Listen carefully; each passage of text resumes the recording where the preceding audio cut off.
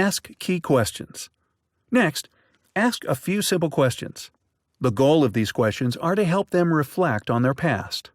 Ask them, do you have experience making funeral arrangements? If they do, and you ask these questions, it will create internal emotions that will come from recalling difficult times in their life. You won't necessarily see it, but the wheels will be spinning in their head. Keep in mind that most of us try to block out the most difficult memories of our lives. What you are doing is addressing and helping them to recall those memories. By recalling these memories, it will help them to see the importance of making sure that their arrangements are taken care of. Here are the questions you want to ask. Have they ever had to make funeral arrangements before? If you don't mind me asking, who were they for? Other than the obvious, were there any particular things that were challenging about your experience? Let me ask you, who will be presiding over your funeral arrangements? If your spouse passes, who will be doing it? Do they know that? Use the closing statement. Does this make sense? If they say no, I've never had to do that, well, I'm happy you have not had to address that. There are over 120 things that have to be addressed when someone passes. I'm going to give you information that's going to walk you through that process. If they point to the spouse, you can ask, is that something you want to do? Do you want to go in on the worst day of your life and make his arrangements? Then ask him, is that what you want for her? I'm going to make sure, to the best of my ability, you won't have to make those difficult decisions on the worst day of your life. Does that make sense? If they say they have made arrangements and you've asked the questions listed, you can still say, I'm sure you realize that there are over 120 bits of information that have to be provided at the time of need. What I'm here to do is make sure that your family does not have to make the most difficult decision on the worst day of their lives. Does that make sense? When you ask people, does that make sense? It is actually a closing statement. Does that make sense? 9 times out of 10, the person is going to say yes.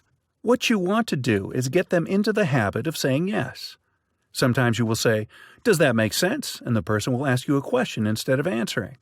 If they do that, answer the question and then go back to the statement and ask it again. Does that make sense? Yes. Great. You can also ask, do you see how that will be a benefit to your family? If you are dealing with a paid lead, it is more than likely that the person you're speaking with has only heard of final expense insurance. What you want to do is transition them from final expense to pre-need insurance.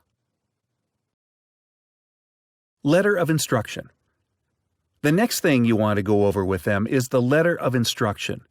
You will say, this is a document which has some of the functions of a will.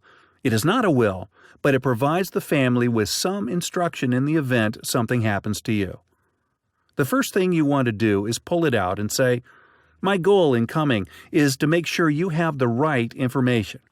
I realize that we are not taught about this in high school, college, grad school, or even church.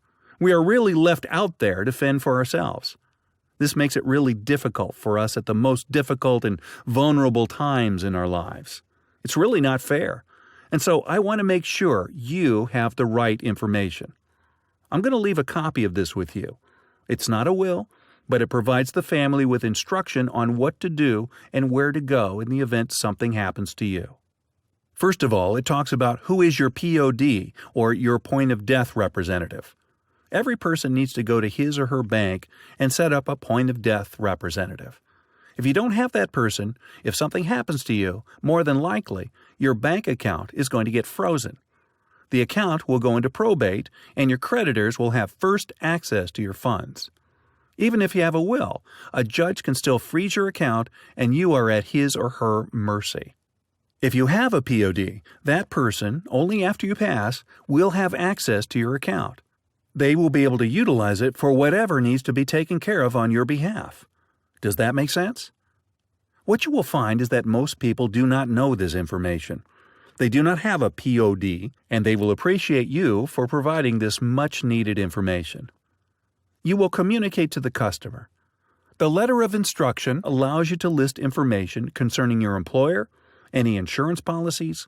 It allows you to list your funeral plan, cemetery information, additional policies, banking information.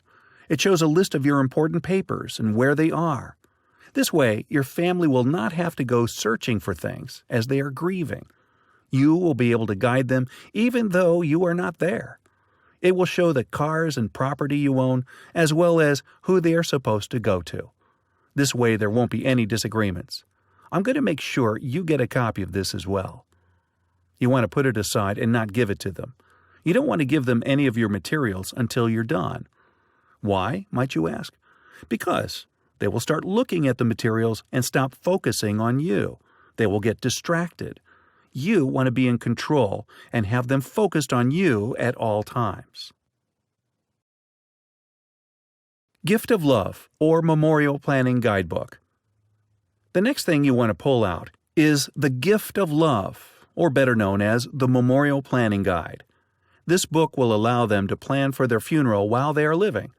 But when you pull this book out, it is vitally important that you present it in the correct way.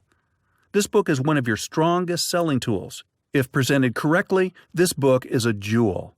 You will want to take the book, put it on the table in front of you. While holding it, you don't want them to pick it up. This is a part of your presentation, and they can't have it yet. Here's what you say. This book is going to be one of the most important books in your home. Here's the reason why.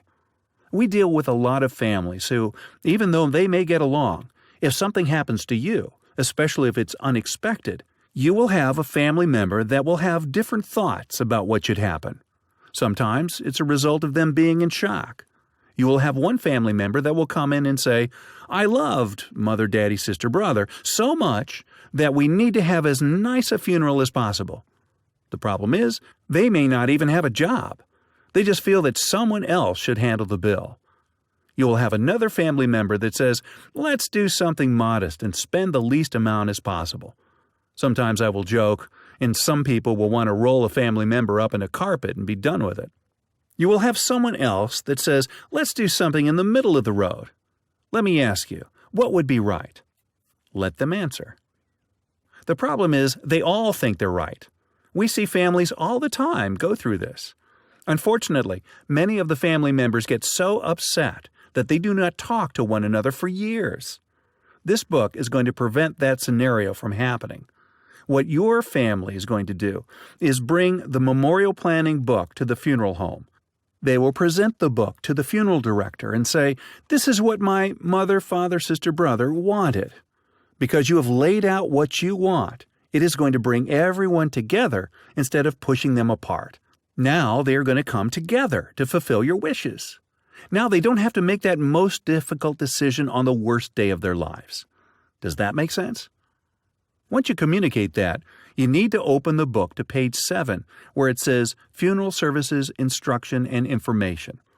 Go down to the bullets that talk about if you are a veteran, you are entitled to a flag. You want to talk about the bullet that talks about jewelry. Don't try to go over the entire book. You just want to give them a taste of what's in the materials. Here's what you say. Here it asks questions like, would you like to wear jewelry? Would you like it removed before burial? Would you like to wear your eyeglasses? It asks things on here that you wouldn't necessarily think of, but that is our goal, to put you in a position where your family knows exactly what to do. Does that make sense? You can order these books and contracts on your agent portal, and they will be sent to you free of charge. Finally, flip to the page that says, if you don't decide, who will? The only thing you're going to say on this page is, this is the page that talks about the over 120 items that need to be addressed at the time of need. I'm going to make sure that you get this book. Understanding life insurance. Once again, because we don't get an education on these things in high school or college, grad school, or church, I want to make sure I give certain information to you.